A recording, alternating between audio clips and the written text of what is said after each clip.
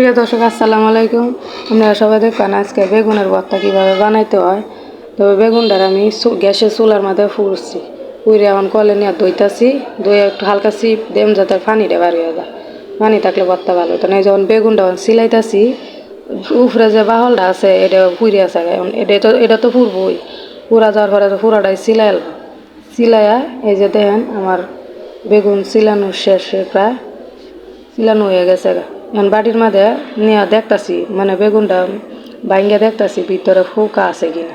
বেগুন তো অবশ্যই ফুকা থাকতে পারে, এলাকে ভালো করে দেখে লইতাছি ভর্তা করার আগে। দেখলাম বেগুনে ফুকা নাই, তারপরে দুটা কাঁচামরিচ আর রসুন দিলাম ফুলার, কারণ কাঁচামরিচ রসুন ছাড়া ভর্তাটা হইতো না। এরপরে দেখবেন আমরা যে বেগুন ফুরা দিছি কি দেওয়া যায় ভর্তার, আপনারা দেখবেন না সেফা শুটকি দেওয়া ভর্তাটা, আর কাঁচামরিচ রসুন কুলার দিয়েছি অন্য যে সেফাটা দেওয়া হইতাছে। দেওয়ার পরে আপনারা বাইরে দিছি একটু সেফাটা ধুয়ে দিতে, কারণ সেফা তেল তেল লাগে, আমি ধুইতারি না ভালো করে।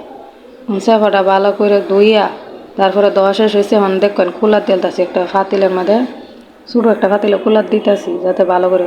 এই যে অর্ধেক উল্টায় দিছি, এখন উল্টানোর পরে সেফা প্রায় আর ফতে হয়ে যাইতেছে, হয়ে গেছে আর একটু যাবে। যখন হয়ে গেছে ওই যে শিল দে, আমরা ফাটাত বাড়ি না, শিল দেওয়ার ফাতিলে আমাদের চেষ্টাছি যাতে ভালো করে হয়। আদা চেঁচা ভর্তা ভারী মজা লাগে। এখন চেঁচা প্রায় শেষ, এখন বেগুনটা দেলবাম এটার মধ্যে মাখায়। এই যে ভর্তা চেঁচা শেষ, এখন এই যে বেগুনটার মাথা দিয়ে দিতেছি, পুরাটাই দিয়া তারপরে মনোরঞ্জন এটা বাড়ির মাথায় রাখলাম, রেখে এটা কষলাম ব্যাগটা, কষলানোর পরে ফাইনালি দেখবেন আমরা আমি সাথে তালের মধ্যে গরম ভাত বাসি লেগে পা উঠতেছে, আর ভর্তা হিন্দে করা হয়ে যাইতেছে। ভর্তাটা ভালো করে কষলানো, ভর্তাটা দিয়েছি আপনার বাইরে কষলাইতে, কারণ আমার হাত জ্বললে আমি ভালো করে কষলাইতেছে, সাথে লবণ একটু দিছি। এই যে দেখে ফাইনালি